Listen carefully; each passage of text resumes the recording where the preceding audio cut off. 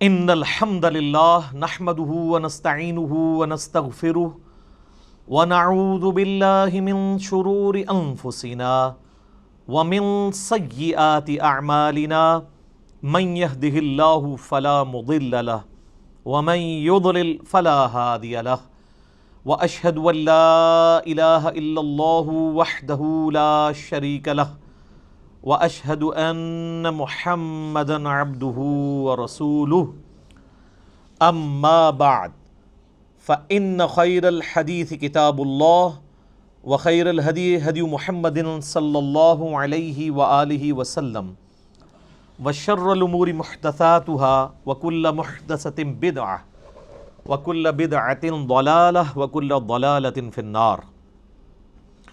اعوذ باللہ السمیع العلیم من الشیطان الرجیم من ہمزہ ونفخہ ونفثہ بسم اللہ الرحمن الرحیم رب اشرح لی صدری ویسر لی امری واحلل عقدۃ من لسانی یفقہوا قولی۔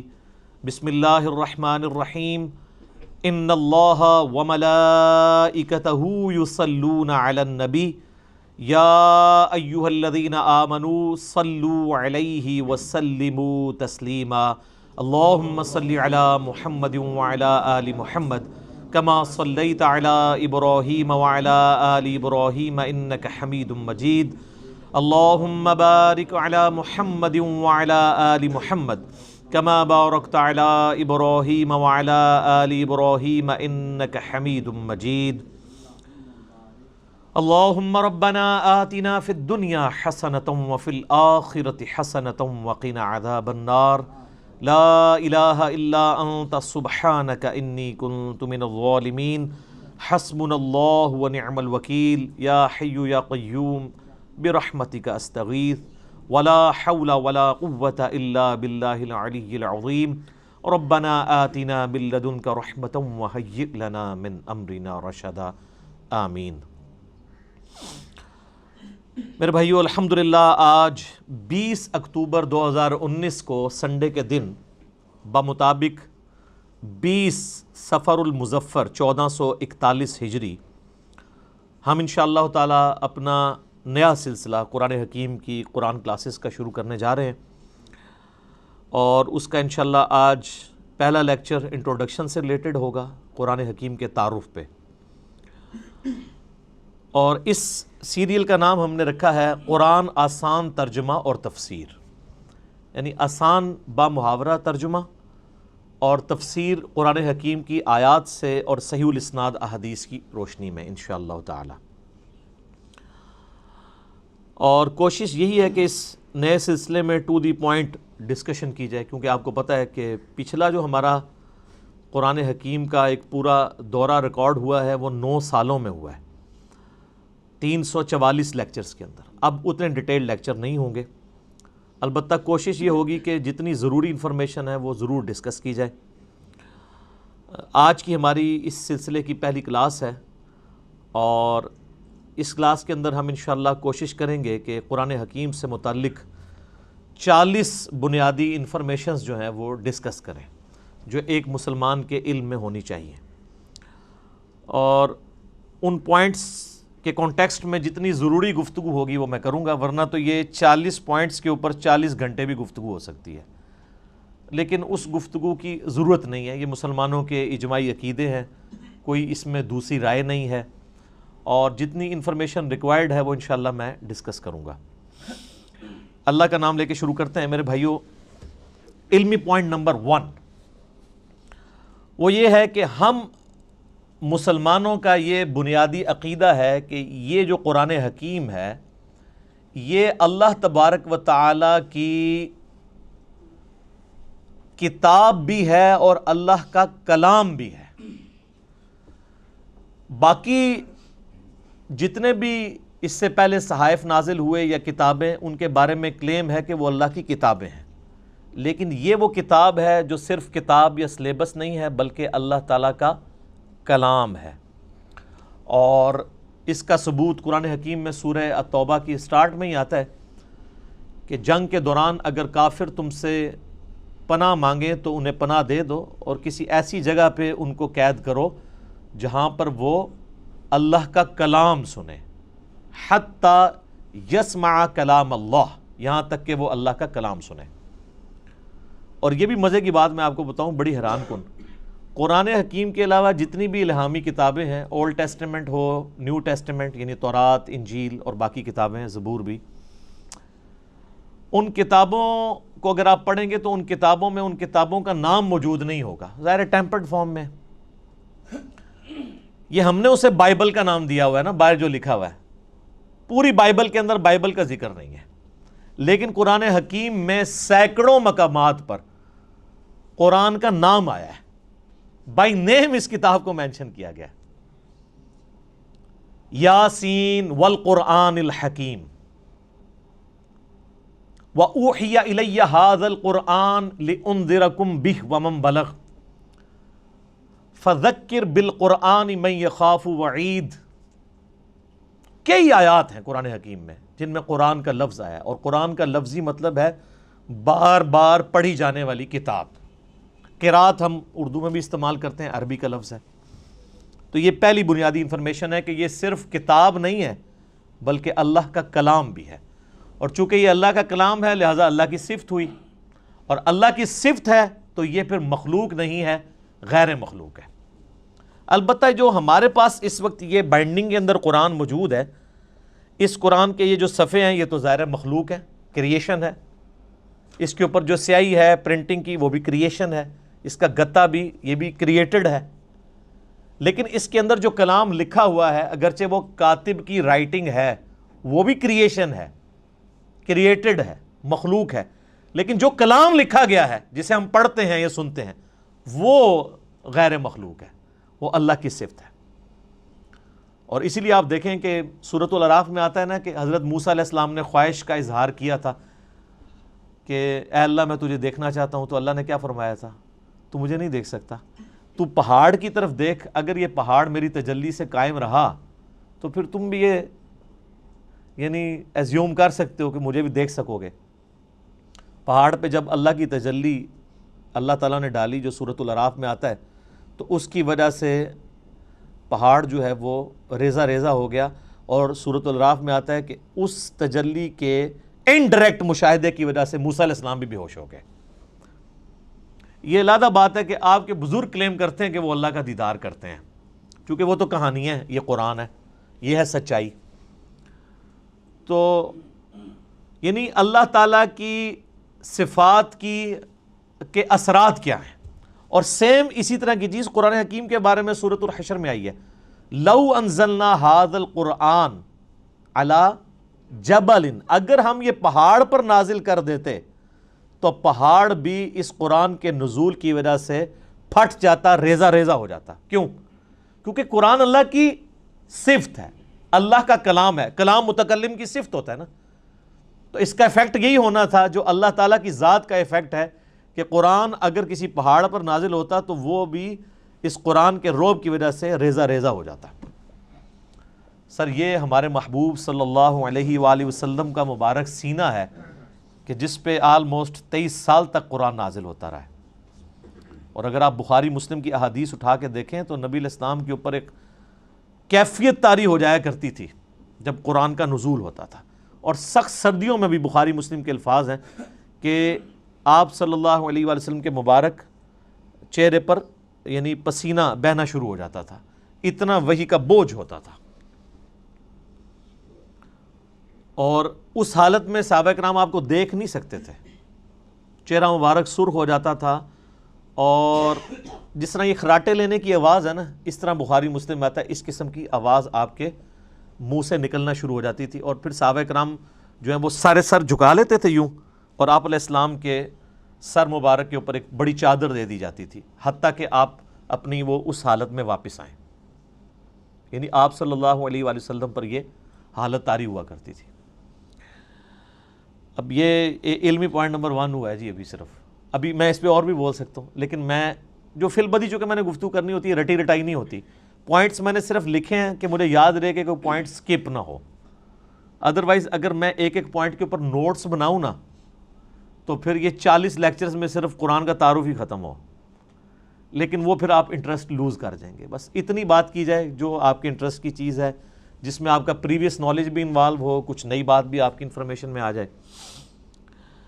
علمی پوائنٹ نمبر 2, ہم مسلمانوں کا یہ اجماعی عقیدہ ہے کہ قرآن حکیم اللہ تعالیٰ نے اپنے آخری پیغمبر سیدنا و مولانا امام اعظم محمد رسول اللہ صلی اللہ علیہ وآلہ وسلم پر نازل فرمایا ہے. یعنی یہ قرآن حکیم سلیبس کی فارم میں نبی علیہ السلام کے ہینڈ اوور نہیں کیا گیا, بلکہ آپ پر یہ نازل ہوا ہے, آپ کے سینہ مبارک کے اوپر. اور اس قرآن کی اتھینٹسٹی آپ صلی اللہ علیہ وآلہ وسلم کی مبارک زبان ہے, اسی لیے آپ کے کریکٹر کو منوایا گیا ہے. سورہ یونس کے سٹارٹ میں بھی آیت نمبر 15-16 میں آتا ہے نا کہ اے نبی علیہ السلام ان سے فرماؤ میں اتنا عرصہ تم میں رہا ہوں, کیا تم نے اس سے پہلے کوئی ایسی بات مجھ سے سنی ہے؟ یعنی میں صادق اور امین ہوں, میں نے کبھی دعویٰ نبوت نہیں کیا اس سے پہلے, نہ کوئی یعنی میری کوئی ایسی خواہش تم نے کبھی آبزرو کی ہو, تو اچانک یعنی چند دنوں کے بعد میں یہ کلیم کر رہا ہوں کہ یہ اللہ کی طرف سے مجھ پر کتاب نازل ہوئی ہے, تو یہ اس بات کا ثبوت ہے میری پریویس زندگی. تو یہ آپ صلی اللہ علیہ وآلہ وسلم پر نازل ہوئی. اب یہ ٹاپک بھی گھنٹوں کا محتاج ہے اگر صرف اس ٹاپک کو ایڈریس کیا جائے کہ نبی علیہ السلام پر یہ قرآن نازل ہوا, اس قرآن کی اتھینٹسٹی کے حوالے سے, لیکن میں اسے سکپ کرتا ہوں. علمی پوائنٹ نمبر 3, ہم مسلمانوں کا یہ عقیدہ ہے کہ قرآن حکیم باللفظ محفوظ ہے.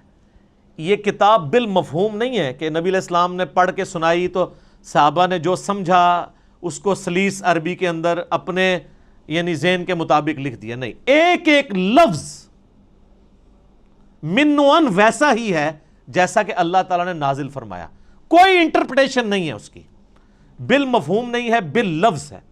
اور یہ عقیدہ صرف قرآن کے بارے میں. یہ بعض لوگ کہتے ہیں نہیں ہم حدیث کو بھی قرآن کا درجہ دیتے ہیں. حدیث کے بارے میں اجماعی عقیدہ ہے کہ حدیث بالمفہوم ہے, چند باتیں باللفظ بھی ہیں, جیسے ہم نماز کے اندر جو کچھ پڑھتے ہیں وہ بخاری مسلم میں نبی علیہ السلام کی احادیث ملتی ہیں, آپ نے ان کو تعلیم فرمایا. لیکن اوورآل آپ علیہ السلام کے حوالے سے جو چیزیں بیان کی جاتی ہیں بالمفہوم ہے. اور یہی وجہ ہے کہ آپ احادیث کی کتابیں کھولیں گے نا تو کئی احادیث کے اینڈ پہ وہ راوی کہتا ہے او کما قال علیہ السلام, یا جیسا پھر رسول اللہ نے فرمایا تھا. یعنی مجھے یہ بات پتہ چلی, مجھے یوں سمجھ آئی, یا جیسے پھر آپ نے فرمایا تھا, مفہوم یہی تھا. اور آپ بخاری مسلم اٹھا کے دیکھیں, آپ کو درجنوں احادیث ملیں گی کہ ایک ہی مجلس میں آپ صلی اللہ علیہ وآلہ وسلم نے کوئی بات ارشاد فرمائی ہے, کئی صحابہ نے اس بات کو رپورٹ کیا ہے, سب کے الفاظ میں تھوڑا بہت فرق ہے, اوورال مفہوم ٹھیک ہے, لیکن کسی سے کچھ سکپ ہو گیا, کسی سے کچھ. مثلا اب یہاں پہ تقریباً آلموسٹ 100 کے قریب لوگ بیٹھے ہوئے ہیں, میں یہاں پہ 55 منٹ کے اندر کتنی باتیں کروں گا. اب باہر نکل کے ان میں سے کتنے % لوگ ہیں جو من و ان میری ایک ایک بات کو پروڈیوس کر سکتے ہیں باہر جا کے؟ نہیں کر سکتے. کچھ کو کچھ حصہ یاد ہوگا, کچھ کو کچھ, اس طریقے سے. اوورال سب کو جمع کریں گے تو آلموسٹ آپ کامیاب ہو جائیں گے اس پوری مجلس کو. یہ ویڈیو ریکارڈ تو اس زمانے میں نہیں تھا, اس لیے تو ویڈیوز بنائی جاتی ہیں تاکہ کوئی چیز سکپ نہ ہو. تو اس وقت تو لوگ کریمنگ کے اوپر اعتبار کرتے تھے, نبی علیہ السلام سے سنتے تھے, یاد کرتے تھے, پریکٹس کرتے تھے, آگے باتیں پہنچاتے تھے. اور اس کا آپ کو بہترین نمونہ صحیح مسلم میں ملے گا. بخاری میں آپ کو ان چیزوں کا آئیڈیا نہیں ہوتا کیونکہ بخاری میں احادیث سکیٹرڈ فارم میں ہے. مسلم شریف میں ایک مجلس کی نبی علیہ السلام کی ایک وقت کی احادیث کے جتنے طرق آئے ہیں نا مختلف چینز سے, وہ آپ کو ایک جگہ ملیں گے. مثلا مسلم کی پہلی حدیث یہی ہے مولا علی علیہ السلام سے, اور بخاری میں بھی موجود ہے کہ نبی علیہ السلام نے فرمایا جس شخص نے میری طرف جھوٹی حدیث منسوب کی وہ اپنا مقام دوزخ میں دیکھ لے. اب یہ حدیث آپ کو سیدنا علی سے ملے گی, سیدنا عبداللہ ابن عباس سے ملے گی, سیدنا ابو ہریرہ سے, سیدنا جابر بن عبداللہ سے, سیدنا انس ابن مالک سے, سیدنا مغیرہ ابن شعبہ سے رضی اللہ عنہم اجمعین وعلیہم السلام اجمعین, 7-8 صحابہ سے ایک ہی حدیث ملے گی. اور امام مسلم نے اس کو ایک ترتیب سے نا اس مجلس میں یہ جو نبی علیہ السلام کا فرمان تھا ایک ایک صحابی سے وہ لے کے ہیں, تو آپ کو ان کے آپس کے الفاظ میں بھی 19-20 کا فرق نظر آئے گا, لیکن مفہوم ایک ہی ہوگا. اسی لیے مسلم شریف کی ترتیب کو کہا جاتا ہے کہ حدیث کی کتابوں میں سب سے بیسٹ جو ترتیب ہے وہ صحیح مسلم کی ہے, کیونکہ آپ کو یہ اندازہ ہو جاتا ہے کہ ایک مجلس میں کوئی چیز سکپ نہیں ہوئی. ایک حدیث کو کئی راوی اور کئی صحابہ کے شاگرد آگے تابعین بیان کر رہے ہوتے ہیں, سارے الفاظ آپ کو ایک جگہ مل جاتے ہیں. لیکن اللہ کا شکر ہے کہ یہ جو پرابلم ہے یہ قرآن حکیم کے کیس میں نہیں ہے. قرآن یہ دو گتوں کے درمیان پوری دنیا کے اندر ایک ہی قرآن ہے اللہ کے فضل سے. سنی ہو، شیعہ ہو، ان کے آف شوٹس ہوں، حنفی، شافعی، مالکی، حنبلی، بریلوی، دیوبندی، اہل حدیث، اثنا عشری میں شیعہ کے اندر اثنا عشری ہوں، زیدیہ ہوں، سب کے سب، ایون آغا خانی ہوں، ان کے پاس بھی یہی قرآن ہے. تو اس حوالے سے قرآن حکیم کو یہ یعنی اعزاز حاصل ہے، بلکہ اس امت کا اعزاز ہے کہ ان کے پاس وہ کتاب ہے جو بالکل اسی طریقے سے محفوظ ہے. اور آج تو بڑا آسان طریقہ ہے، ہمارے پاس وہ نسخے موجود ہیں جو سیدنا عثمان نے لکھوائے تھے اس زمانے میں، من و عن وہ نسخے موجود ہیں. اور آج بڑا آسان طریقہ ہے، کاربن ڈیٹنگ اسے کہتے ہیں، جس سے آپ کسی بھی چیز کی لائف فائنڈ کر سکتے ہیں یہ کتنی پرانی ہے. آپ کو پتہ ہے پچھلے دنوں برمنگم کے میوزیم کے اندر ایک قرآن کا نسخہ ملا تھا، اس میں سورہ طٰہٰ کی اور بعض اور آیات یعنی کچھ ان کو صفحات ملے تھے، بھیڑ کی اس کے اوپر کھال کے اوپر لکھے ہوئے، کچھ ہڈیوں کے شانے پہ جس طرح اس زمانے میں لکھے تھے. تو اس کی کاربن ڈیٹنگ انہوں نے کروائی ہے، اور وہ بی بی سی کی رپورٹ ہے، کسی مسلمان نے نہیں بنائی ہے، غیر مسلم ہے. اس میوزیم کا انچارج جو ہے وہ غیر مسلم ہے، اور ان کی ویڈیو چڑھی، آپ یوٹیوب پہ جا کے لکھیں اولڈسٹ ورژن آف قرآن. وہ تو ورژن کہتے ہیں، ورژن تو ہے ہی نہیں، قرآن تو ایک ہی ہے. تو وہ آپ کو مل جائے گا، اس کی کاربن ڈیٹنگ کرائی ہے، وہ سیدنا عثمان کے زمانے کا قرآن ہے، اور کوئی فرق نہیں ہے الحمدللہ. اور اللہ نے ایسی حفاظت لی ہے. قرآن حکیم کا ایک نسخہ جو حضرت عثمان تلاوت کر رہے تھے، اور اس نسخے کے اوپر ان کے خون کے قطرے گرے تھے جب ان کو شہید کیا گیا، اور وہ بھی کمال آیات ہیں سورہ البقرہ کی، فَسَيَكْفِيكَهُمُ اللَّهُ، ان کے مقابلے پر اللہ تجھے کافی ہے. ان آیات کے اوپر سیدنا عثمان کا خون گرا تھا. وہ آج بھی خون کا دھبا اور وہ نسخہ محفوظ ہے توپ کاپی میوزیم ٹرکی کے اندر. ایک اسی طرح کا نسخہ جو حضرت عثمان نے لکھوایا تھا وہ رشیا کے میوزیم میں ہے. تو سیم وہی قرآن ہے جو ہمارے پاس ہے، جو تاج کمپنی چھاپ رہی ہے، یا ضیاء القرآن پبلیکیشن والے چھاپ رہے ہیں، یا انٹرنیشنل لیول کے اوپر وہ جو کاتب ہے عثمان طٰہٰ دمشق کا، بلکہ علماء سے معذرت کے ساتھ یہ لفظ دمشق ہے، یہ یعنی بلو بائنڈنگ میں چھپتا ہے سعودیہ سے، اور یہی ریڈ بائنڈنگ میں ایران سے چھپتا ہے. بالکل اندر ایک طرح کا قرآن ہے، اور ہر صفحے پہ آیت ختم ہو رہی ہے. کاتب نے اتنے مہارت سے اس کو لکھا ہے کہ ہر صفحے کے اینڈ آیت کے اوپر ہوتا ہے.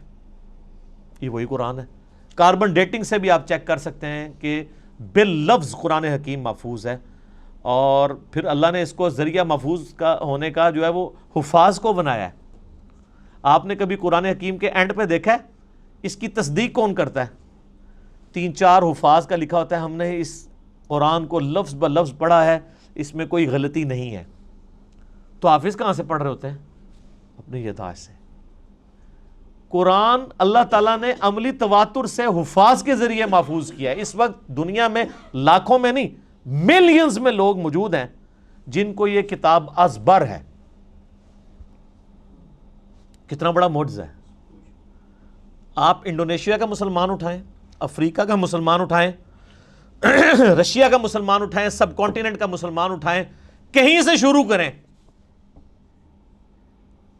آدھی آیت پڑھیں، اس سے اگلی وہ دوسرا پڑھے گا، ہو ہی نہیں سکتا کوئی اختلاف آ جائے.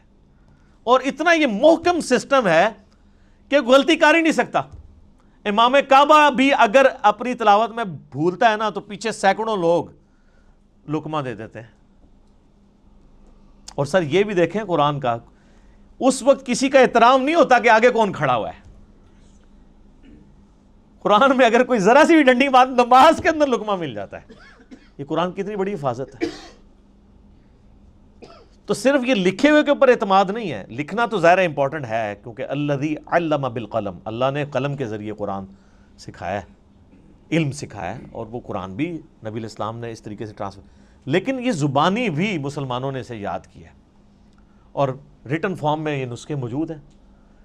جب کبھی بھی کوئی ایشو آتا ہے، اب تو خیر آتا ہی نہیں ہے، اتنے اسٹیبلش ہو چکے ہیں، اب تو سافٹ ویئرز بن چکے ہیں، پی ڈی ایفs موجود ہیں. اب تو کوئی کبھی آپ نے دنیا میں سنا ہے کوئی ایشو آیا کہ جی اس لفظ تھلے زہر ہے یا زبر ہے؟ کبھی سر یہ کئی کافر جو مسلمان ہوئے ہیں نا، ان کے لیے سب سے بڑی اٹریکشن یہ ہے کہ قرآن کا ورژن ہی کوئی نہیں، ایک ہی قرآن ہے۔ یہ جو امریکن تھے وہ پروٹیسٹنٹ کرسچن یوسف ایسٹس 80s میں مسلمان ہوئے ہیں۔ آپ ذرا ان کی وہ ویڈیو دیکھیں جس میں انہوں نے بتایا ہے کہ میں مسلمان کیسے ہوا ہوں۔ اس میں انہوں نے بتایا کہ جب مجھے پہلی دفعہ پتہ چلا نا کہ قرآن کا ورژن ہی کوئی نہیں ہے، کیونکہ ان کی تو سب سے بڑی مصیبت ہی یہ ہے کہ بائبل کے کتنے ورژن ہیں، اور قرآن ایک ہی ہے پوری دنیا کے اندر۔ اس نے کہا میں کیسے مان لوں کہ یار اتنی پرانی کتاب ہے، پرنٹنگ میں کئی بار کوئی لفظ ٹوٹ جاتے ہیں، لیکن ان کو پتہ نہیں کہ پرنٹنگ نے نہیں اسے محفوظ کیا، مسلمانوں کے سینے نے محفوظ کیا، سینوں نے۔ اور نبی علیہ السلام کی حدیث ہے المستدرک للحاکم میں صحیح سند کے ساتھ، انٹرنیشنل نمبر کے مطابق 399، کہ اللہ تعالیٰ میری امت کو کبھی گمراہی پہ جمع نہیں ہونے دے گا، جماعت پہ اللہ کا ہاتھ ہے، قیامت تک اجماع امت اللہ کی حفاظت میں، اور قرآن حکیم کی حفاظت اللہ تعالیٰ نے امت کے اجماع کے ذریعے کروائی ہے۔ یہ قرآن ہمارے سامنے تو نہیں نازل ہوا، امت کے اجماع نے اسے ٹرانسفر کیا، یعنی امت میں کوئی دوسری رائے نہیں ہے۔ ایک تو وہ رائے نا جو مناظروں میں ہوتی ہے کہ جی وہ آپ کی کتابوں میں یہ لکھا ہوا ہے، تو وہ کہتے ہیں آپ کی کتابوں میں یہ لکھا ہوا ہے، وہ ساری فضول باتیں ہیں۔ نہ سنی ان روایتوں کو آن کرتے ہیں، نہ شیعہ ان روایتوں کو آن کرتے ہیں۔ قرآن حکیم محتاج نہیں ان روایتوں کا، جو عملی تواتر سے چیز نقل ہوئی ہے۔ دنیا میں 1000 مسلمان بھی کھڑے ہو کے کہیں یہ آیت ایسی نہیں ایسے ہے، آج تک تو کوئی نہیں کھڑا ہوا، نہ ہوگا اللہ کے فضل سے۔ وہ کہہ رہے ہیں جی پچھلے دنوں جی وہ اسرائیل والوں نے جی ایک صورت بنا کے پوری چڑھا، اور سارے اسرائیل والے پورا قرآن بنا کے اور چڑھا دیں۔ آپ کو یقین نہیں کہ اس کی حفاظت کا ذمہ کس نے لیا ہوا ہے؟ اللہ نے۔ صحابہ کرام کو تو شاید یہ آیت نہ سمجھ آئی ہو اس وقت، ایمان بالغیب ہی ہو، انا نحن نزلنا الذکر وانا لہ لحافظون، سورۃ الحجر آیت نمبر 9۔ بے شک اس القرآن کو، الذکر کو، اللہ کی یاد دلانے والی کتاب کو ہم نے نازل کیا، ہم اس کی حفاظت کرنے والے ہیں۔ ان کے لیے تو یہ تھیوری تھی نا، لیکن ہمارے لیے تو پریکٹیکل ہے۔ ہم تو 1500 سال تاریخ میں دیکھ سکتے ہیں کہ کوئی ٹیمپر نہیں ہوا، کتنا برے وقت مسلمانوں پہ آئے ہیں۔ ایک وہ وقت بھی آیا کہ ہلاکو خان نے بغداد کی ساری لائبریریز جو ہیں وہ دریائے دجلہ میں بہا دی تھی، تو قرآن کو تو کوئی فرق نہیں پڑا۔ اور وہ جو برمنگم کا نسخہ ہے نا ان کے پاس جو نکلا ہے، وہ انگریزوں کے دور حکومت میں ان کے پاس وہ نسخہ ہاتھ لگا تھا، پھر وہ انہوں نے انگلینڈ میوزیم میں شفٹ کر دیا تھا، کیونکہ انگریزوں کی حکومت پھر سلطنت عثمانیہ ٹوٹنے کے بعد عراق کے اوپر بھی رہی ہے۔ اس دوران انہوں نے پرانی کسی لائبریری سے اسے شفٹ کیا تھا، جو ہلاکو خان کی تباہی کی وجہ سے بچ گئے ہوئے تھے نسخے۔ تو قرآن حکیم کو اللہ تعالیٰ نے اس طریقے سے محفوظ کیا۔ اچھا، یہ جب میں نے پوائنٹ لکھے تھے نا تو میں نے کہا تھا میں ایک منٹ میں ایک پوائنٹ بیان کروں گا تو 40 منٹ میں ختم ہو جائے گا، لیکن یہ تو ان لوگوں کا ختم ہوتا ہے جنہوں نے خبریں پڑھنی ہوتی ہیں، جنہوں نے درد دل سامنے رکھنا ہوتا ہے، جنہوں نے ایک کمپریہنسو نالج گین کیا ہوتا ہے، جن کو پتہ ہے کہ اس وقت دنیا کیا سوچتی ہے اسلام کے بارے میں، تو ان کے لیے تو پھر یہ ایک پوائنٹ کو ڈسکس کرنا ہے 1 منٹ کے اندر ناممکن ہو جاتا ہے، مختصر یہ کام ہو نہیں سکتا۔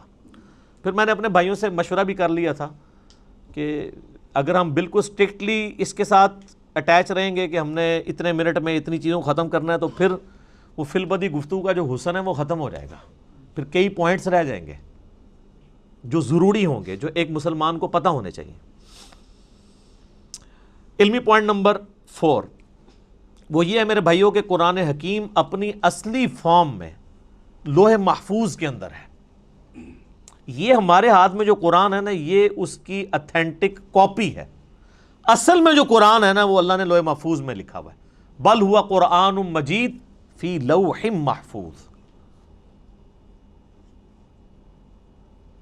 سورۃ الواقعہ میں بھی آیا نا کہ وہاں سے اس کو کس نے، تنزیل من رب العالمین، یعنی یہ رب العالمین کا اتارا ہوا ہے۔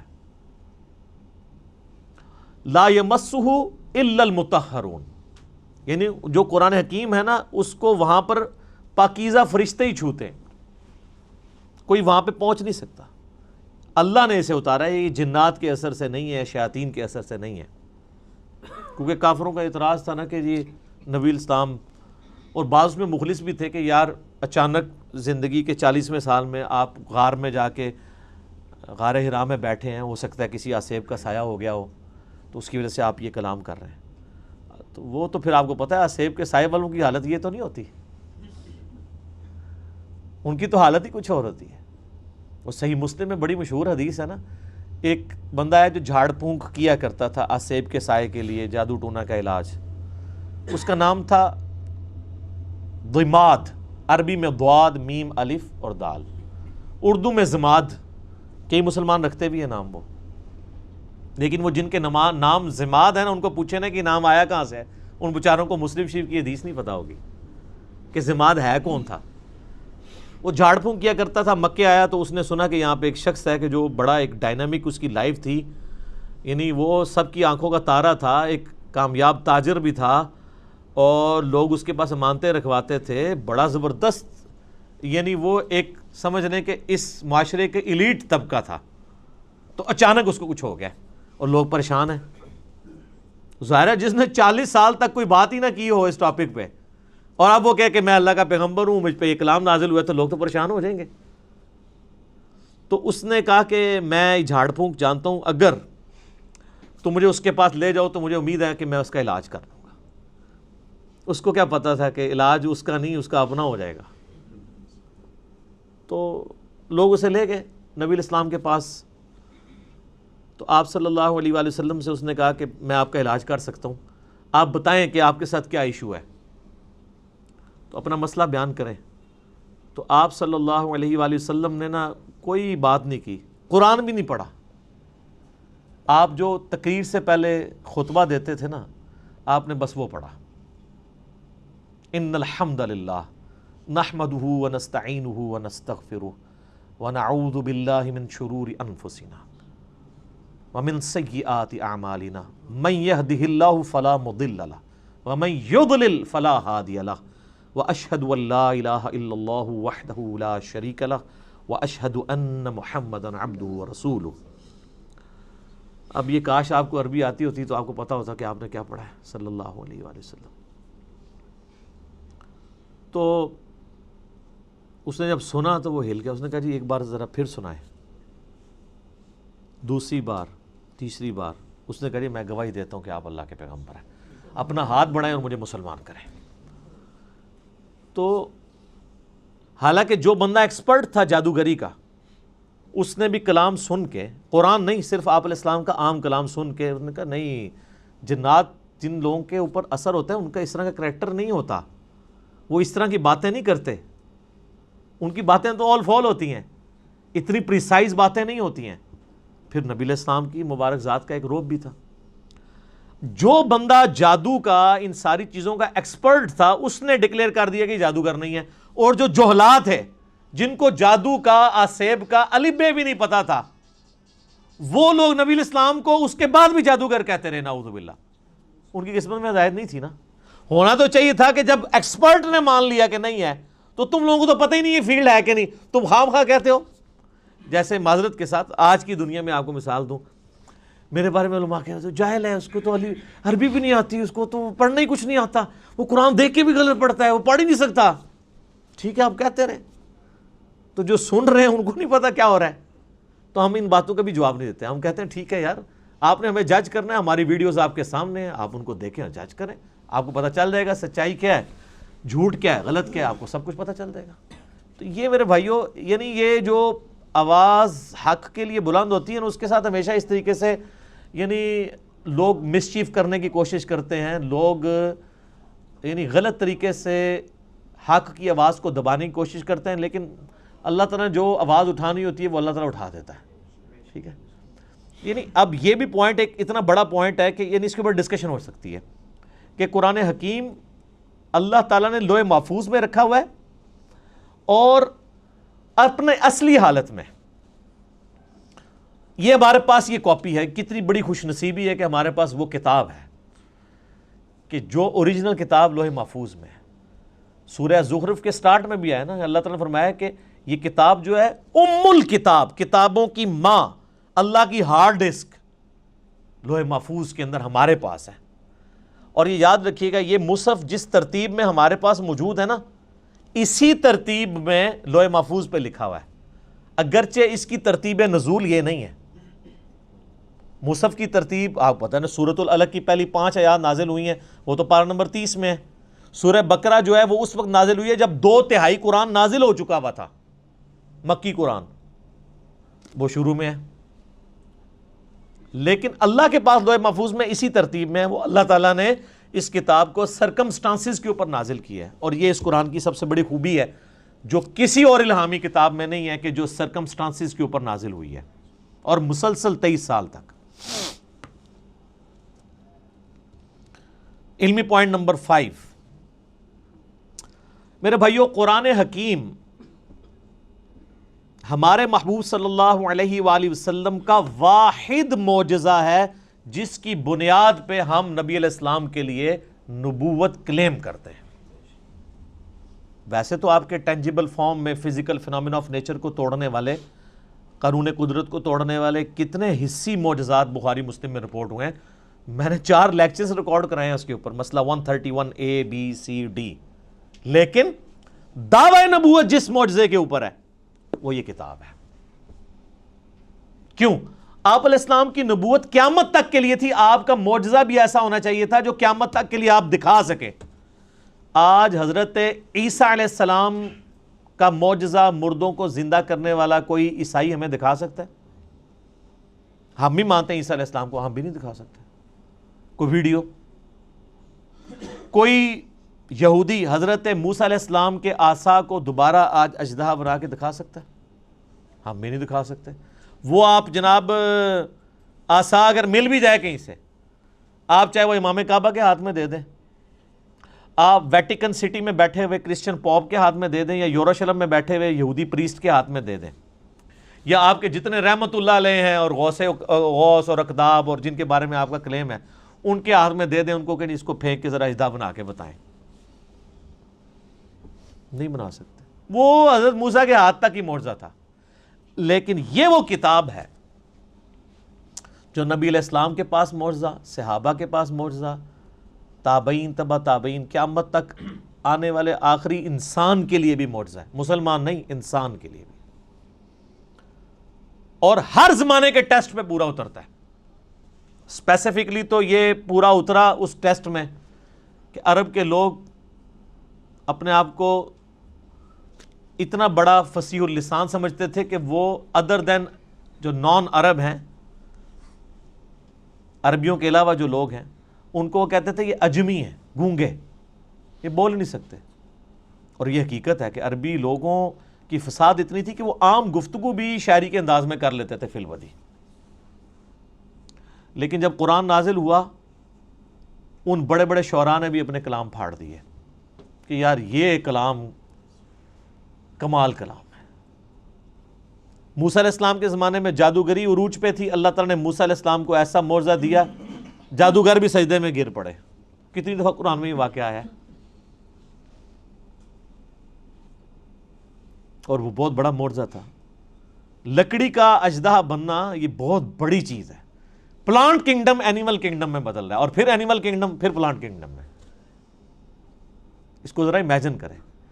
عیسیٰ علیہ السلام کے زمانے میں طب، ڈاکٹری بڑی عروج پہ تھی، ان کو بڑا فخر تھا. لیکن کوئی ڈاکٹر مادرزاد کوڑی اور اندھے کو آنکھیں دے سکتا ہے؟ قرآن حکیم میں سورہ مریم کے اندر، سورہ مائدہ کے اندر حضرت عیسیٰ علیہ السلام ہاتھ پھیرتے تھے، آنکھیں آ جاتی تھی. سارے ڈاکٹر فیل ہو گئے. انہوں نے کہا یہ ڈاکٹری سے آج نہیں پاسبل. ڈاکٹری سے آنکھ کسی بندے کی آپ لگاتے ہیں دوسرے کو، اور آنکھ ہو ہی نہ، اور اس میں مٹی رکھ کے اور ایک پرندے کی مورت بنا کے مٹی کی پھونک مارتے تھے، اللہ کے اذن سے وہ پرندہ بن جاتی تھی. اب کون سا ڈاکٹر یہ کام کر سکتا ہے؟ قرآن حکیم کے زمانے میں شاعری عروج پہ تھی. اللہ تعالیٰ نے کلام بھی ایسا دیا کہ شعراء فیل ہو گئے. لیکن یہ اس پہ ختم نہیں ہے. قیامت تک کے لیے جو جو وقت کا ٹیسٹ آئے گا اس پہ یہ کتاب پوری اترے گی. آج سائنس کی دنیا ہے. قرآن حکیم سے کوئی ایک آیت بھی نہیں بتا سکتا جو اسٹیبلش سائنس، ہائپوتھیسس تھیوری نہیں، اسٹیبلش سائنس کے خلاف ہو. اس کے برخلاف ہم آپ کو کئی باتیں بتا سکتے ہیں جو قرآن حکیم ایسی کرتا ہے جو پرانی سائنس ان باتوں کی تصدیق نہیں کرتی تھی، لیکن آج کی سائنس ان باتوں کی تصدیق کرتی ہے. جس میں سب سے بڑی بات، ہم نے اپنے بچپن میں یہ چیزیں پڑھی ہوئی ہیں کہ جی زمین جو ہے وہ ساکن ہے اور سورج اس کے گرد چکر لگاتا ہے. شروع میں بچوں کو سمجھانے کے لیے پڑھا دیتے تھے نا, بعد میں پھر وہ چیزیں, لیکن یہ سٹارٹ بھی ہوئی تھی تھیوری سائنس میں. قرآن بہت پہلے سے کہہ رہا ہے کلٌ فی فلک یسبحون, تمام اجرام فلکی جو ہیں وہ تیر رہے ہیں آسمان میں, اور تیرنا بیک وقت تیرنے میں ایک چیز فلوٹ بھی کرتی ہے اور اپنے محور کے گرد بھی گھومتی ہے. جو بھی آپ کوئی بھی گول چیز اگر سمندر میں پھینک دیں نا وہ فلوٹ کرنے کے دوران اپنے محور کے گرد گھومے گی بھی ان ویوز کی وجہ سے.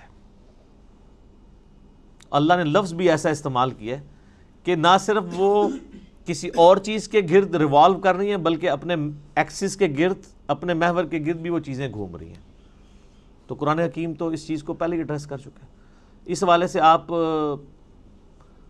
ایک میرا کلپ بھی ہے Quran and modern versus modern science, وہ آپ دیکھ لیں. ڈاکٹر ذاکر نائک کا بھی ایک ویڈیو ہے پرانی, پھر انہوں نے دوبارہ سے ریکارڈ کرائی تھی, وہ بھی آپ دیکھ لیں.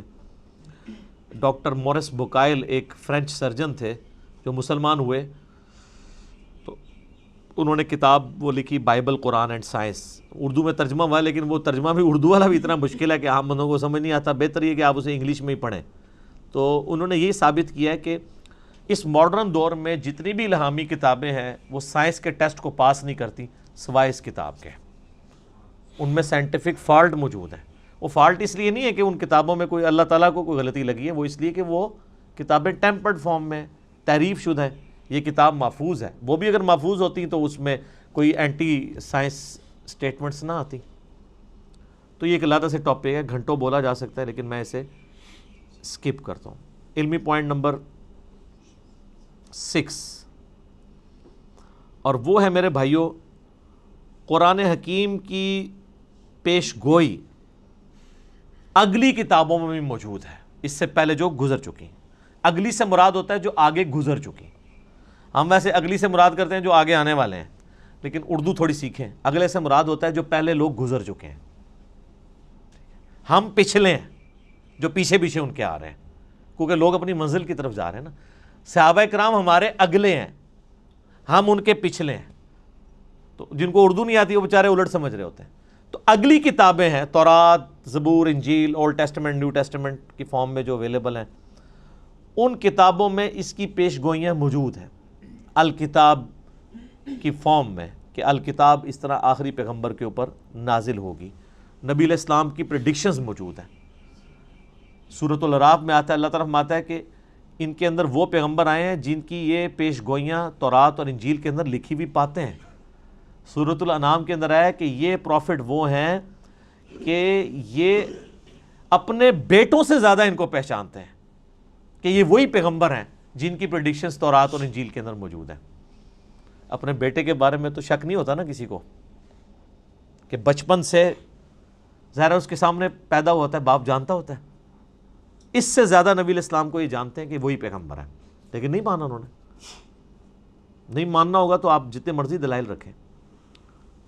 ایون آج ٹیمپرڈ فارم میں جو تورات اور انجیل موجود ہے نا, اس میں بھی آپ کو نبی علیہ السلام کی پروفیسیز مل جائیں گی. اس کے اوپر بھی کئی ایک ویڈیوز نیٹ کے اوپر رکھی ہوئی ہیں. Similarities between Christianity and Islam, similarities between Hinduism and Islam. Doctor Zakir Naik کی ویڈیوز ہیں, انہوں نے کتنی چیزیں پروف کی ہیں, موجود ہیں, جس سے, اور یہ بیسیکلی انہوں نے زیادہ تر محنت تو کی تھی احمد دیدار صاحب نے رحمہ اللہ تعالی, انہی سے ہی کاپی کیا ہے انہوں نے, خصوصاً کرسچینٹی کے پوائنٹ آف ویو سے. باقی جہاں تک ہندوازم اور باقی چیزوں کا تعلق ہے وہ ڈاکٹر ذاکر نائک کو کریڈٹ جاتا ہے کہ یہ انہوں نے ویلیو ایڈیشن کی ہے احمد دیدار صاحب کے کام کے اندر, کوئی شک نہیں اس کے اندر. تو آپ پروفیسیز دیکھیں. اس وقت جو آپ کو وہ انارکلی جو بازار بائبل سوسائٹی والوں کو آپ لیٹر لکھیں, وہ فری آپ کے گھر بائبل بھجوا دیں گے. نیٹ کے اوپر PDF رکھا ہوا ہے. ویسے وہ منگوانے سے پہلے قرآن جو آپ کے گھر غلاف میں ہے اس کو خود پڑھ لیں. لوگ وہ بائبل منگوا لیتے ہیں, قرآن نہیں منگوا کے پڑھتے. قرآن بلکہ منگوانا بھی نہیں, گھر پڑا ہوا ہے. میں اسی لیے قرآن کے غلافوں کے بڑا خلاف ہوں. یہ غلاف کے اندر جو قرآن ہے کو نہیں کھولتا, کیونکہ جب بندہ یہ تصور کرتا ہے نا اس کو یوں یوں کر کے کھولنا ہے, پھر یوں یوں بند کرنا ہے, وہ بند ہی پڑا رہتا ہے. کتابیں بھی آپ کسی کو گفٹ کریں اس کے اوپر سے ساری وہ پیکنگز اتار کے دیا کریں, کبھی شاید وہ کھول کے پڑھ ہی لے.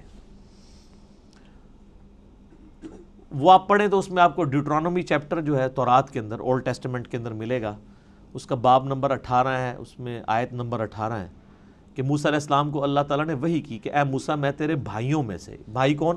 بنو اسماعیل، بنو اسرائیل کے بھائی بنو اسماعیل. اور یہ یعنی تورات کے شروع میں پیدائش چیپٹر میں موجود ہے کہ حضرت ابراہیم علیہ السلام کی 2 بیویاں تھیں، 2 بیٹے تھے، جو مین حضرت یعقوب علیہ السلام جو ان کے حضرت اسحاق کے بیٹے تھے، تو وہ آگے ان سے وہ بنی اسرائیل چلے، اور دوسری طرف حضرت اسماعیل تھے. تو میں تیرے بھائیوں یعنی بنو اسماعیل میں سے، بلکہ آج بھی آپ اسرائیل والوں سے پوچھیں، عرب لوگ وہ کہتے ہیں ہمارے کزنز ہیں، وہ مانتے ہیں اس بات کو، عربی ان کو کزن مانتے ہیں. اس لیے ہمیں شک پڑتا ہے اندر سے دونوں ملے ہوئے نہ ہوں، جو کچھ مسلمانوں کے خلاف یہ لوگ کر رہے ہوتے ہیں. ہم اسرائیل کو تسلیم نہیں کیے بیٹھے ہوئے اسلام کی حمیت میں، اور جن لوگوں کی اصل دشمنی تھی وہ ان کے ساتھ پینگیں بڑھا رہے ہیں. تو وہ ڈیوٹرانومی چیپٹر میں 18 نمبر میں آیت نمبر 18 ہے، موسیٰ میں تیرے ان یعنی ماننے والوں کے بھائیوں میں یعنی ان کے کزنز کے اندر تیری مانند ایک رسول اٹھاؤں گا جو ان پہ میری آیات کو تلاوت کرے گا. اور اسی طریقے سے گاسپل آف جان جو ہے، جو اولڈ ٹیسٹمنٹ نیو ٹیسٹمنٹ کٹھے وہ انجیل مقدس چھپی ہوئی ہے، اس میں جو نیو ٹیسٹمنٹ میں گاسپل آف جان ہے، اس کے اندر چیپٹر نمبر 15 سے 18 تک آپ کو کئی آیات ملیں گی. حضرت عیسیٰ علیہ السلام اپنے ماننے والوں کو کہتے ہیں میرا دنیا سے جانا تمہارے لیے رحمت ہے، میں جب جاؤں گا تو میں اپنے رب سے ریکویسٹ کروں گا اس ہستی کو دنیا میں بھیجیں گی جو میرا نام دنیا میں روشن کریں گی. مجھے تم سے بہت کچھ کہنا ہے لیکن تم ابھی ان چیزوں کے متحمل نہیں ہو. وہ جب ہستی دنیا میں آئیں گی تو وہ تمہیں وہ ساری چیزیں تعلیم کریں گی، اور اللہ تعالیٰ ان کے منہ میں اپنا کلام ڈالے گا. یہ جو پروفیسی ہے یہ دنیا میں کسی پروفٹ کے بارے میں نہیں ہے. باقی سارے پیغمبروں کو سلیبس کی فارم میں کتاب تختیوں کی شکل میں موسیٰ علیہ السلام کو ملا ہے. یہ جو اللہ تعالیٰ کلام ان کے منہ سے بلوائے گا، ان کے سینے پہ نازل کر کے، یہ ہے ہی صرف نبی علیہ السلام کے لیے. اچھا، وہ اب اس کے اوپر بھی ٹیکنیکل بحث ہے، عیسائی کیا اعتراض کرتے ہیں، وہ علیحدہ سے ٹاپک ہے، میں اس کو سکپ کرتا ہوں. بہرحال وہ جو ڈیوٹرانومی جس اولڈ ٹیسٹمنٹ والا حوالہ، اس کو کرسچنز اور جوز دونوں مانتے ہیں. نیو ٹیسٹمنٹ کو صرف کرسچنز مانتے ہیں.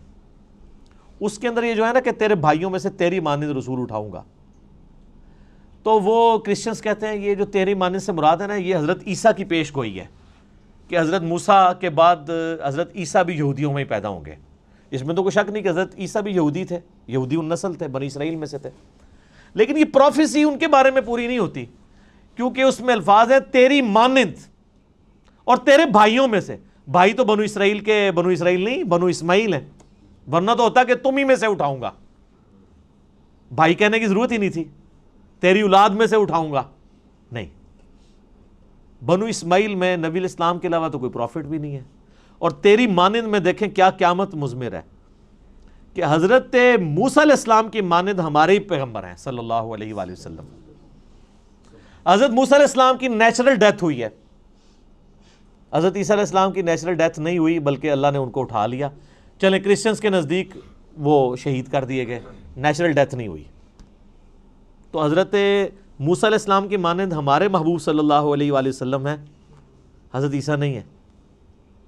اچھا، حضرت موسیٰ صاحب امت پیغمبر تھے، 6 لاکھ کا لشکر لے کے نکلے، اور حضرت عیسیٰ علیہ السلام کے اوپر صرف 12 بندے ایمان لے کے آئے تھے، اور ان کی جان بھی اللہ نے بچائی ان کو زندہ اٹھا کے. ہمارے محبوب صلی اللہ علیہ وآلہ وسلم بھی صاحب امت تھے. آپ کی مبارک زندگی میں 1 لاکھ سے زیادہ لوگ آپ پہ ایمان لا چکے تھے، اور آج تو ماشاءاللہ آپ دیکھ لیں باہر ہیں. اس ریزیملنس میں بھی ہمارے محبوب صلی اللہ علیہ وآلہ وسلم حضرت موسیٰ سے زیادہ ریزیملنس رکھتے ہیں ایز کمپیئر ٹو حضرت عیسیٰ جو موسیٰ علیہ السلام سے رکھتے ہیں. حضرت موسیٰ علیہ السلام کی پیدائش نارمل طریقے پہ ماں باپ کے ذریعے ہوئی ہے، اور ہمارے نبی علیہ السلام کی پیدائش بھی نارمل طریقے سے ماں باپ کے ذریعے ہوئی ہے. لیکن حضرت عیسیٰ علیہ السلام کی پیدائش نارمل نہیں ہے، معجزانہ طور پہ اللہ تعالیٰ نے ان کو پیدا کیا.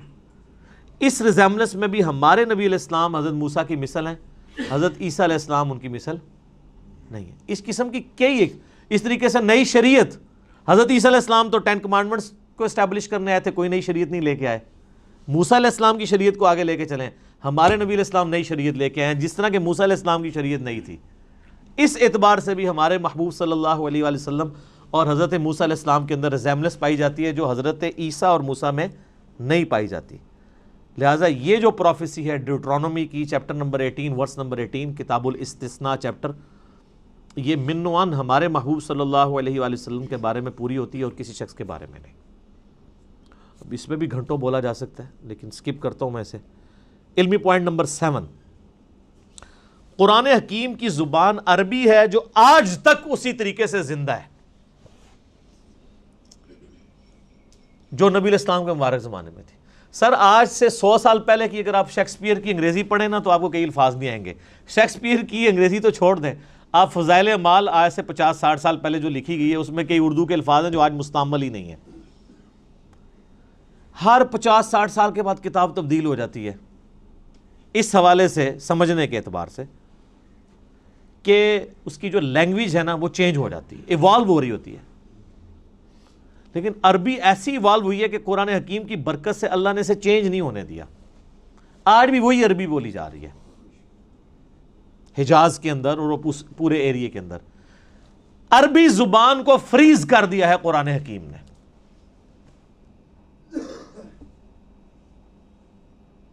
اور قرآن حکیم میں سورہ یوسف کے سٹارٹ میں بھی آیا اِنَّا جَعَلْنَاهُ قُرْآنًا عَرَبِيًّا لَعَلَّكُمْ تَعْقِلُونَ. ہم نے قرآن عربی میں نازل کیا ہے تاکہ تم اس کو سمجھ سکو، تمہاری اپنی زبان میں نازل کیا ہے. سورہ انبیاء میں آیا کہ تم غور نہیں کرتے، یہ وہ کتاب ہے جس میں تمہارا ذکر موجود ہے، اس کے ساتھ تم مانوس ہو، تمہاری اپنی لینگویج میں بات ہو رہی ہے. پھر اس طریقے سے قرآن حکیم میں آئے یہ فصیح اللسان عربی زبان کے اندر ہے. پھر اللہ تعالیٰ نے قرآن حکیم میں یہ بھی فرمایا کہ یہ کہتے ہیں اس نے کوئی اجمی غلام چھپا کے رکھا ہوا ہے جو اسے پڑھاتا ہے یہ کتاب. تو اللہ نے فرمایا کہ کیسا اجمی غلام ہے کہ جو کتاب ہے وہ فصیح عربی کے اندر ہے اور اجمی اس کو سکھا رہا ہے. یہ بات یہ نہیں تمہارا یعنی چھڈو جڑی پھڑی بھی جائے ایڈی لمبی چھڑ دے ہو، اتنی لمبی گپ شپ فٹ ہی نہیں بیٹھتی. تو یہ عربی فصیح زبان اور آج تک قرآن کی برکت سے اللہ تعالیٰ نے عربی کو محفوظ رکھا ہے. علمی پوائنٹ نمبر 8، قرآن حکیم کا جو ڈائلیکٹ ہے، لہجہ ہے، وہ عرب کے بادیہ نشین جو پینڈو لوگ، گاؤں کے رہنے والے، ریگستانوں کے رہنے والے، اعرابی جنہیں کہا جاتا ہے، بدو لوگ، ان کے ڈائلیکٹ میں یہ قرآن نازل ہوا ہے. یعنی جس طرح آپ آج بھی دیکھ لیں، ایک ہے شہری پنجابی عجیب پٹھی سیدھی، اور ایک ٹھیٹھ گاؤں کے لوگوں کی پنجابی ہے. اس کے ڈائلیکٹ میں اور شہری پنجابی کے ڈائلیکٹ میں کتنا فرق ہے. اور ایک ہے لکھنؤ کے لوگوں کی، یو پی کے لوگوں کی اردو، اور ایک ہے ہم پنجابیوں کی اردو. ڈائلیکٹ میں فرق ہے. ہم اردو زبان کو سیکھ تو ضرور سکتے ہیں، اس ڈائلیکٹ کو بھی سیکھ سکتے ہیں، لیکن پھر بھی کہیں نہ کہیں پکڑے جاتے ہیں کہ پنجابی ہیں. میں نے تو اپنے آپ کافی اوورکم اس اعتبار سے کیا ہے کہ الفاظ کی ادائیگی ٹھیک ہو، لیکن بعض اوقات اپنے لہجے سے پتہ چل جاتا ہے کہ یہ اردو بولنے والا پٹھان ہے، پنجابی ہے، بلوچی ہے، سندھی ہے. تو اس اعتبار سے جو ڈائلیکٹ ہے نا قرآن کا، وہ ہے عرب کے بادیہ نشین لوگوں کی عربک کا. اور وہ آج بھی آپ عرب میں چلے جائیں نا، وہ اسی طریقے سے وہی عربی بولتے ہیں. ویسے آپ اپنے علاقوں میں بھی دیکھیں، آپ لاہور میں چلے جائیں تو اور طرح کی پنجابی ہے، فیصل آباد والوں کی اپنی پنجابی ہے. اور اگر آپ سیالکوٹ میں چلے جائیں، سیالکوٹ والے جب اردو بھی بول رہے ہوتے ہیں ہمیں پتہ چل جاتا ہے یہ سیالکوٹ کا بندہ ہے، کیونکہ وہ اس کو اپنے اسی سٹائل میں بول رہے ہوتے ہیں. اسی طریقے سے جو ہند کو یعنی یہ سطح مرتفع پوٹھوہار کے رہنے والے، ہم بھی پوٹھوہاری ہیں جہلم کے لوگ، یہاں کی ہم تو خیر اتنے پوٹھوہاری نہیں، آپ ذرا پنڈی چلے جائیں نا، ان کی ذرا آپ پنجابی سنیں. ہم تو کہتے ہیں نا ادھر آؤ، وہ کہتے ہیں ادھر آؤ. اب لفظ وہی ہے لیکن ذرا ڈیفرنٹ فارم میں. یہ ڈائلیکٹ کہلاتے ہیں. ایک ہی لفظ دوسری فارم میں جب بولا جاتا ہے لفظ وہی ہے. اب ادھر آؤ اور ادھر آؤ میں بڑا فرق ہے، لیکن لفظ ایک ہی ہے، ڈائلیکٹ کا فرق ہو گیا. ٹھیک ہے، ایک تو نہیں کہ الفاظ ہی ڈیفرنٹ ہے. جس طرح ہم دے کہ نو یعنی وہ فلاں چیز لے کر آؤ، اب تو کہتے ہیں لے آؤ. وہ پنڈی کے لوگ کہتے ہیں کہ نو، وہ ذرا آپ سمجھ لیں ہندکو کے ساتھ مکس ہوئی ہوئی پنجابی ہے، لیکن عربی اللہ تعالیٰ نے ایسی محفوظ کی ہے کہ اللہ کے فضل سے، حالانکہ دوسرے عرب ملکوں میں عجیب و غریب عربی بھی بولی جا رہی ہے، عربی میں گاف کوئی نہیں ہے، لیکن آپ مصر والوں کی عربی سنیں وہ گاف بھی بولتے ہیں. ہاں جی، تو وہ بلکہ وہ طارق جمیل صاحب نے یہ خود سنایا، وہ کہتے ہیں مصر کی ایک جماعت آئی ہوئی تھی، یہ اوریجنل انہوں نے واقعہ سنایا. کہتے ہیں مصر سے ایک تبلیغی جماعت آئی ہوئی تھی، تو کسی گاؤں میں پنجاب کے ٹھہری، تو وہ ان کو نماز کے لیے آگے کیا، تو وہ نماز کے بعد دعا کروانے لگے نا، تو اس نے دعا کی اللہم انی اسألک الگنہ، اللہم انی اسألک، میں تو اس سے گنہ مانگتا ہوں. اچھا وہ جنہ کو گنہ پڑھتے ہیں، لفظ ہے جیم، تو وہ اس کو گاف پڑھتے ہیں. جیسے کئی لفظ گاف ہیں عربی میں جیم پڑھے جاتے ہیں. یہ شیخ عبد القادر جو جیلانی ہے، ان کا نام ہے شیخ عبد القادر گیلانی. جب یہ عربی میں گیا نا، تو عربی میں تو گاف نہیں ہوتی تھی، تو ان کو جیلانی کہنا شروع کر دیا، گاف کو جیم بنا. جیسے کراچی ہے، تو کراچی اب چھ تو ہوتی نہیں عربی میں، کراچی اگر کوئی وہ عربی بولے گا تو وہ کراچی تو نہیں بولے گا. پاکستان کو وہ باکستان بولتے ہیں، کیونکہ پا نہیں، پے ہوتی نہیں ہے، تو وہ بے بولتے ہیں اس کی جگہ. تو طارق جمیل صاحب کہنے لگے کہ وہ بار بار دعا کر رہے تھے اللہم انی اسألک الگنہ، وہ کہہ رہے تھے، وہ جنہ کو گنہ پڑھ رہے تھے. تو وہ جناب وہ گاؤں کے لوگ اتنے سارے گنے لا کے انہوں نے اگلی نماز میں وہاں رکھ دیے. انہوں نے کہا جی گنے پہ مانگتے ہیں. ظاہر ہے اس سے آپ ہمارے لوگوں کی بھی جہالت دیکھ لیں کہ ان کو بھی عربی کوئی نہیں آتی نا، ورنہ وہ اللہم انی اسألک یہ ان کو سمجھ آ رہی ہوتی، ان کو بس یہی سمجھ آیا گنا گنا وہ کہہ رہے ہیں، شاید گنا شوق سے کھاتے ہیں. تو وہ جنہ کو گنا پڑھ رہے تھے. تو اس طرح کا یعنی جو عربک میں ڈیفارمیشن ہے نا، وہ مصر کی عربی میں اور اس طرح کی آئی ہے کہ اس میں الفاظ اس طرح آ گئے ہیں. لیکن جو پیورلی عرب کے لوگ ہیں وہ آج بھی وہی عربی بولتے ہیں جو عربی ہے، اس کے اندر وہ کوئی بھی اس طریقے سے تبدیلی نہیں آئی ہوئی ہے. جس قسم کی تبدیلی جو ہے وہ ہمیں ان لوگوں کے اندر نظر آتی ہے. تو یہ اللہ تعالیٰ نے قرآن حکیم کو محفوظ کیا ہے عربی کی برکت سے. اللہ تعالیٰ نے عربی کو محفوظ کیا ہے قرآن کی برکت سے. عربی اللہ کی زبان ہے نا جی. تو اس پہ بھی اب کافی کچھ بولا جا سکتا ہے. علمی پوائنٹ نمبر 9 وہ ہے میرے بھائیوں، قرآن حکیم جو ہمارا عیسوی کیلنڈر اس وقت چل رہا ہے نا دنیا میں، جس کے مطابق آج 20 اکتوبر 2019 ہے، اس کیلنڈر کے مطابق 610 عیسوی 610 AD اینو ڈومینی، یہ آفٹر ڈیتھ آف عیسیٰ نہیں ہے، یہ اینو ڈومینی ہے، ایئر آف دا لارڈ. حضرت عیسیٰ کی پیدائش کے سال کو یعنی ڈکلیئر کیا گیا تھا 1 عیسوی، ان کی ڈیتھ کو نہیں. یہ AD سے مراد ڈیتھ نہیں ہے، یہ لیٹن لینگویج کا لفظ ہے، اینو ڈومینی کا مخفف ہے. اس پہ میرا یوٹیوب پہ کلپ بھی ہے، عیسوی کیلنڈر ورسز ہجری کیلنڈر. یہ دونوں اللہ کے کیلنڈر ہیں، وہ سورج کے اعتبار سے چلتا ہے، دوسرا چاند کے اعتبار سے، لیونر اور سولر دونوں ہی اللہ کے ہیں. 610 عیسوی سے لے کر 632 عیسوی تک، یعنی نبی علیہ السلام کی وفات 632 میں ہوئی، اس پیریڈ آف ٹائم کے اندر قرآن حکیم نازل ہوا ہے. آلموسٹ یہ 22 سال بنتے ہیں عیسوی اعتبار سے، اور آلموسٹ 23 سال بنتے ہیں تقریباً ہجری اعتبار سے، کیونکہ لیونر ایئر آپ کو پتا ہے نا ہر سال 10 کا فرق پڑ جاتا ہے. یہ تو تقریباً 365 دنوں کا سال ہوتا ہے، اور جو دوسرے والا سال ہے وہ 355 دنوں کا.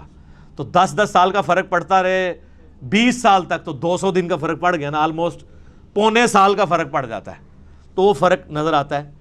تو اس دوران یہ قرآن حکیم نازل ہوا ہے، آلموسٹ 22 سال عیسوی اعتبار سے، اور آلموسٹ 23 سال جو ہے وہ ہجری اعتبار سے. اور علمی پوائنٹ نمبر 10 آج کا آخری، کیونکہ ٹائم بالکل قریب ہو چکا ہے، قرآن حکیم حجاز میں نازل ہوا ہے، نجد میں نازل نہیں ہوا. نبی علیہ السلام کا پورا جو ٹریولنگ کا حصہ ہے وہ سارا حجاز کا ہے. مکہ بھی حجاز میں ہے، مدینہ بھی حجاز میں، ایون آپ تبوک تک چلے گئے عرب کے اینڈ پہ، آپ یعنی وہ تہامہ کی جو پہاڑیاں ہیں ان کی اس سائڈ پہ حجاز ہے، اور وہ دوسری سائڈ نجد کہلاتی ہے نا. تو حجاز کے اندر قرآن نازل ہوا ہے، قرآن نجد میں نازل نہیں ہوا. یعنی وہ ٹائم اینڈ سپیس کی بات کر رہا ہوں. ٹائم اس کا 610 عیسوی سے 632 عیسوی ہے، اور سپیس اس کے نازل ہونے کی کون سی ہے؟ حجاز۔ پورے کا پورا قرآن جو ہے وہ حجاز کے اندر نازل ہوا ہے اور کسی ملک کے اندر نازل نہیں ہوا، یعنی عرب کی سرزمین میں نازل ہوا، اور عرب کی سرزمین میں بھی نازل ہوا ہے۔ نبی صلی اللہ علیہ وآلہ وسلم کچھ عرصہ مکہ رہے، 2/3 قرآن وہاں پہ نازل ہوا، پھر مدینہ شریف میں، پھر برزخی قرآن بھی ہے مکے سے مدینہ ہجرت کے دوران، پھر مدینے سے تبوک جاتے ہیں وہاں پہ بھی ہے، اور یہ آگے انشاءاللہ اگلے جو علمی پوائنٹس آئیں گے ان میں ڈسکس کروں گا کہ کسی صورت کا مکی یا مدنی ہونے کا یہ مطلب نہیں کہ 100% ہی وہ مکی اور مدنی ہے۔ بعض اوقات کئی آیات ہیں جو مکی ہیں اور مدنی صورتوں میں ہیں، کچھ مدنی آیات ہیں جو مکی صورتوں میں ہیں۔ اوورال زیادہ پیریڈ جس صورت کا ہوتا ہے اس اعتبار سے اسے مکی مدنی کہتے ہیں، اور بعض پوری بھی مکی اور مدنی ہے۔ لیکن ایک جو ہمارا یہ عقیدہ ہے کہ یہ قرآن حکیم آن دا فیس آف ارتھ جس سپیس میں نازل ہوا وہ سپیس تھی حجاز کی سپیس۔ عرب کا جو جزیرہ نما عرب ہے اس میں بھی حجاز والا پورشن جو ہے، یہ والا پورشن جو پہاڑوں کے اس طرف لائی کرتا ہے، تو یہ قرآن نجدی نہیں، یہ نجدی وہ بھی اب آپ کو پتہ ہے نجدی کہتے ہیں نا، نجدی ہو، تو قرآن حکیم نجدی نہیں ہے، قرآن حکیم حجازی ہے۔ ٹھیک ہو گیا؟ تو اللہ تعالیٰ سے دعا ہے جو حق بات میں نے کہی اللہ تعالیٰ ہمارے دلوں میں راسخ فرمائے، اگر جذبات میں میرے منہ سے کوئی غلط بات نکل گئی تو اللہ تعالیٰ ہمارے دلوں سے معاف کر دے، ہمیں کتاب و سنت کی تعلیمات پر عمل کر کے دوسرے بھائیوں تک پہنچانے کی توفیق عطا فرمائے۔ اللہم صلی علی محمد وعلی آل محمد کما صلیت علی ابراہیم وعلی آل ابراہیم انک حمید مجید۔ اللہم بارک علی محمد وعلی آل محمد کما بارکت علی ابراہیم وعلی آل ابراہیم انک حمید مجید۔ سبحانک اللہم وبحمدک اشہد ان لا الہ الا انت استغفرک واتوب الیک وما علینا الا البلاغ المبین۔ جزاکم اللہ خیرا۔